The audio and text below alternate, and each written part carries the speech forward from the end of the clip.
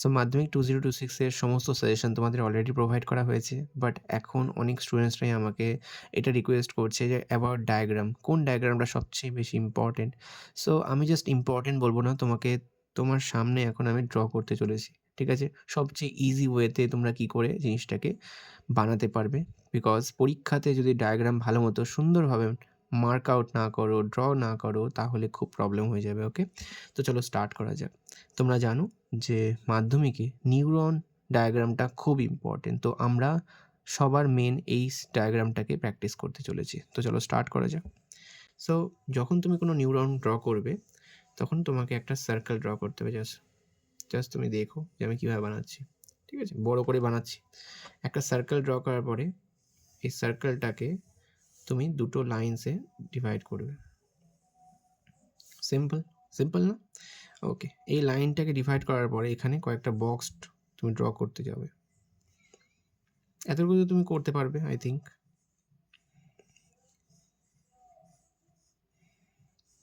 ঠিক আছে? এটা করার পরে তোমাকে এখানে অনেকগুলো জাল বানাতে হবে। বাস, এটা একটা রাফ স্ট্রাকচার। এই স্ট্রাকচারের মধ্যে এখন আমাকে এই সিম্পল স্ট্রাকচারটাকে কম্বাইন স্ট্রাকচারে কমপ্লিট করতে হবে। তো চলো স্টার্ট করা যাক।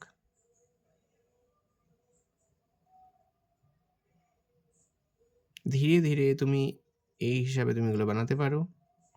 আমি তোমাকে জাস্ট শেখাচ্ছি যে তুমি তাড়াতাড়ি কী করে বানাতে পারবে। তুমি গাছের ডাল এঁকেছো অলরেডি।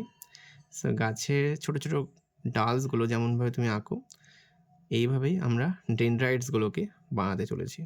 খুব সুন্দর এটা।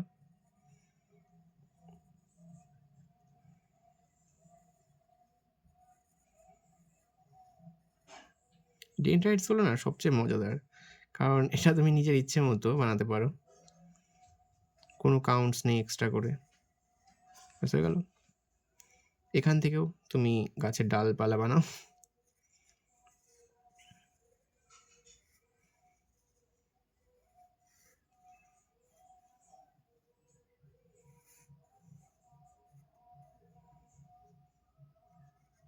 বাট এই কার্ভ পার্টগুলোতে তুমি ভালো মতো দেখবা।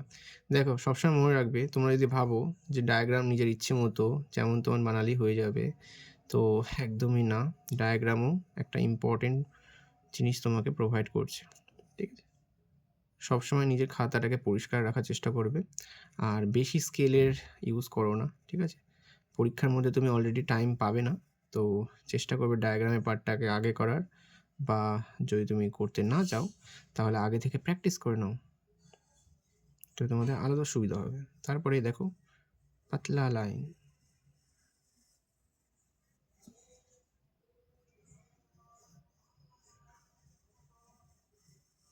বুঝতে পারছো আমি এই লাইনটা কেন দিয়েছি? যেন একটা স্পেসিফিক অবজারভেশন আমাদের পেয়ে যায়। তারপরে এটা করার পরে তোমাদের কি করতে হবে, এখানে যতগুলো বক্স দিয়েছি না, সেই বক্সের অনুযায়ী তোমাকে এইভাবে কার্ভ লাইন তোমাকে ড্র করতে হবে। সিম্পল। এইভাবে করে আমি চেষ্টা করব যে তোমাকে বাকি ডায়াগ্রামগুলোও সঠিকভাবে ড্র করে নেওয়ার। ইজি না?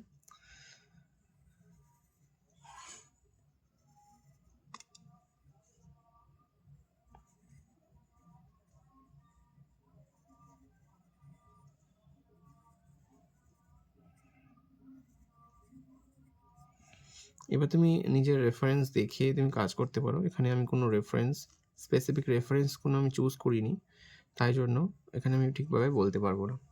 ঠিক আছে? অ্যাকচুয়ালি এতবার করার ফলে ডায়াগ্রাম পুরো মনে আছে। ঠিক আছে? এটাতে কোনো কথা নেই। তোমাদের ডায়াগ্রামটা মনে রাখতে হবে। মানে জাস্ট কী বলো তো, এখানে গাছের ডালই তোমাকে বানাতে হবে। মানে যত তুমি গাছের ডাল বানাবা নিজের ইচ্ছে মতো, তত ভালো হবে। কারণ এখানে স্পেসিফিক কোনো ডায়াগ্রাম অ্যাকুরেট তোমার বানানোর কোনো দরকারই নেই। এটাই তো তোমাদের অ্যাচিভমেন্ট না, যে তুমি নিজের ইচ্ছে মতো বানাতে পারবে। ওকে, সো এইটাই তোমাদের বানানো। এরপরে তুমি এই যে নিউক্লিয়াসটাকে তুমি দেখতে পাচ্ছ, এই নিউক্লিয়াসের ভিতরের দিকে নেসেলস, গ্র্যানিউলস, এই ছোটো ছোটো জিনিসগুলো তুমি এইভাবে ড্র করতে পারবে।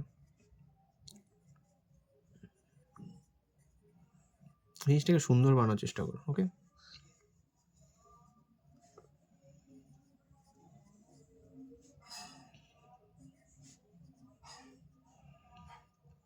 থিওরি যতটা ইম্পর্টেন্ট, এখানে এই জিনিসগুলো ইম্পর্টেন্ট। ব্যাস এটা করার পরে তোমাকে কী করতে হবে, তুমি জাস্ট এই ছোটো ছোটো জিনিসগুলোকে যেটা তুমি ডায়াগ্রামের জন্য ইউজ করেছিলে, এবার এই জিনিসগুলোকে তুমি করতে পারো। এবার তুমি যদি এটা বলো যে আমি তোমাকে শেড করে দেখাবো, ওটাও করা যায়, বাট তোমার কাছে অ্যাকচুয়ালি টাইম পাবে না, তুমি সঠিক টাইম পাবেই না অ্যাকচুয়ালি কীভাবে শেডিং করতে হয়। ওটার জন্য তুমি নিচে আমাকে কমেন্ট করতে পারো যে এটা শেডিং ভিডিও, যেটা অ্যাজ এ জোক আমি বললাম। যদি তুমি রিকোয়েস্ট করো তাহলে আমি করে দেবো, বাট তোমাদের এতটুকুই যথেষ্ট।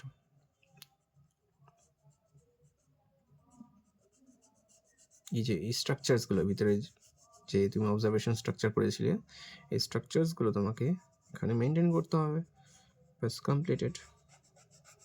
যদি তুমি উপরে যে স্ট্রাকচারটা এখন যেগুলো মিটাচ্ছি ওটা যদি না বানাতে, তাহলে এত সহজে তুমি কখনোই এটাকে ক্লিয়ার আউট করতে পারতে না, এটা মনে রাখবে অবভিয়াসলি। ঠিক আছে, তো এরপরে তোমাকে কী করতে হবে, এই যে যা যা জিনিসগুলো তুমি বানিয়েছো না, এই জিনিসগুলোকে তোমাকে মার্ক আউট করতে হবে। তো মার্ক আউট করি চলো। সব জিনিসগুলো একটা জিনিস, মানে একটা জিনিস তুমি অলওয়েজ মনে রাখো, সব কিছুর জন্য তোমাকে একটা সিঙ্গেল সাইড তোমাকে ডিভাইড করতে হবে। যদি আমি এখানে কাজ করি, এখানে ড্রয়িং করি, তাহলে সব জিনিসগুলো নিচে থাকবে। ঠিক আছে, তো চলো এটাকে তুমি স্কেলের ইউজ করতে পারো, বাট আমি স্কেলের ইউজ করবো না। এটা কি ডেনড্রাইটস, ঠিক আছে, এটা হলো ডেনড্রাইটস। তুমি বাংলাতে লেখো, কোনো ব্যাপার না। এগুলো কি nasal granules, nasals। এই যে লেখাতে না কোনো ভুলভাল কাজ করার চেষ্টা করো না, মানে গড়বড় হয়ে যাবে। এটা কি, এটা হলো সব straight line. Okay, sell body obviously.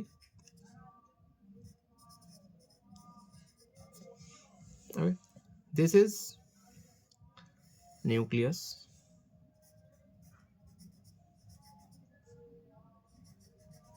Okay, got it. So এই চারটা জিনিস সবচেয়ে মেন, যে তোমার মনে রাখা উচিত। তারপর তোমাকে এই জিনিসটা ভালো দেখতে হবে, এটা কি সোয়াজেন সেল।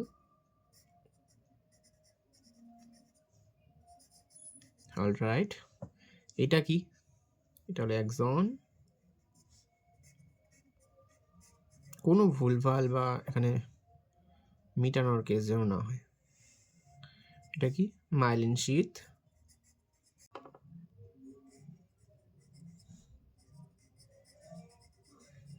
মাইলিন শীথ, ওকে। সো এই দুটোর মাঝে যে গ্যাপটা দেখতে পাচ্ছ, এটাকে কি বলা হয়, নোড অফ র্যানভিয়ার। এগুলো মনে রাখবে, ঠিক আছে, তুমি বাংলা ভাষায় যেভাবে মনে রাখো।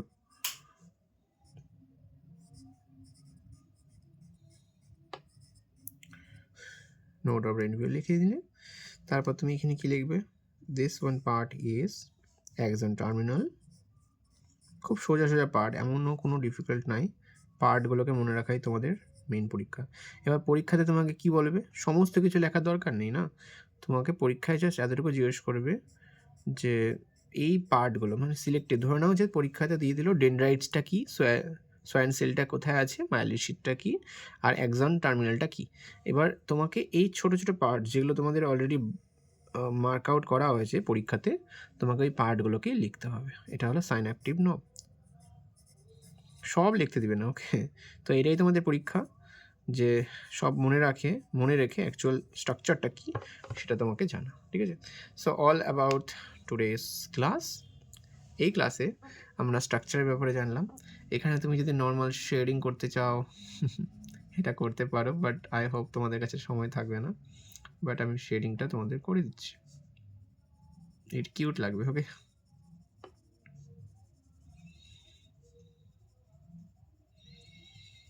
শেডিং আমি যদি এখানে করতে চাই, তাহলে তুমি এখানে স্ক্রাবলিং মেথড ইউজ করতে পারো।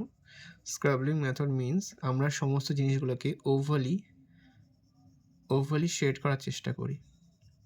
দেখো ওভাল, সো এইভাবে তুমি শেড করার চেষ্টা করবে। হ্যাচিং ইউজ করার চেষ্টা করো না, রফ হওয়ার একটা চান্স আছে।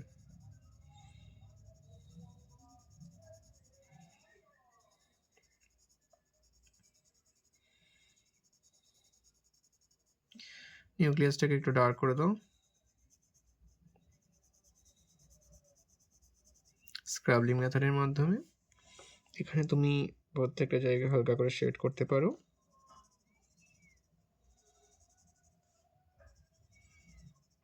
খুবই সিম্পল, খুবই সিম্পল। এর বাইরে আর কি আঁকবো বলো?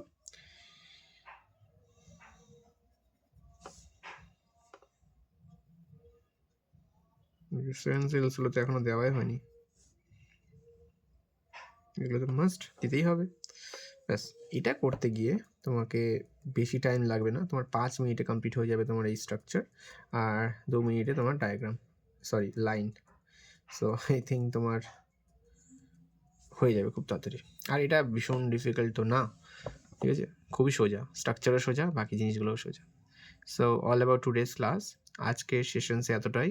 আর এই জিনিসটা, আমি যেই জিনিসটা তোমাকে এখন শিখালাম, সেটা তোমাকে অ্যাটলিস্ট 10 বার প্র্যাকটিস করতে হবে, তাহলে তুমি ভালো মতো ডায়াগ্রামের মানগুলো করতে পারবে। আই নো পড়ার ভীষণ চাপ, বাট এটাও ইম্পর্টেন্ট তোমাদের জন্য, 5 মার্ক ক্যারি করছে, ঠিক আছে। এবার তুমি এটাও ভাবতে পারো যে এই স্ট্রাকচারের উপর বেসিস করে আর কোন কোন জায়গায় কী কী দিতে পারে, ঠিক আছে। এর বাড়তি যদি কোনো স্ট্রাকচার ইম্পর্টেন্ট থাকে আমার জন্য যদি মনে হয়, তাহলে আমি নেক্সট ভিডিওতে নিশ্চয়ই করাবো তোমাদের। চলো আজকের জন্য এতটাই, বাই।